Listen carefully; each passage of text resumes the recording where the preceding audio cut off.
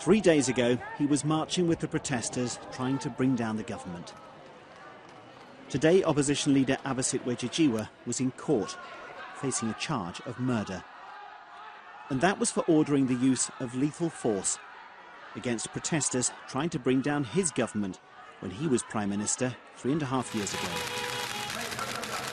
Back then, it was supporters of the current Prime Minister who were on the streets of Bangkok. They'd occupied parts of the city centre.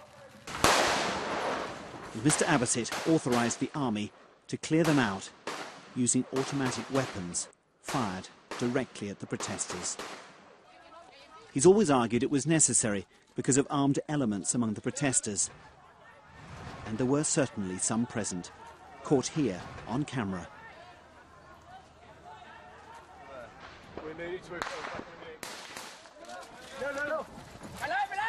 But most of their weapons were improvised. And most of the victims of army gunfire were unarmed protesters.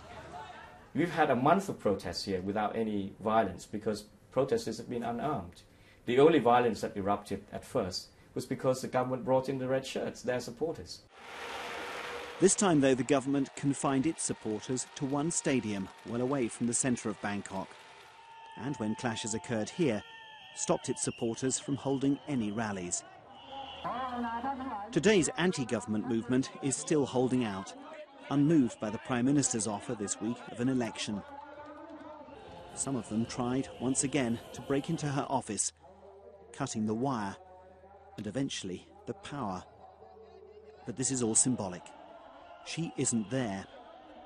And for all their talk of establishing a rival administration, they're still a long way from their goal of restructuring Thailand's political system, although their actions have certainly weakened it.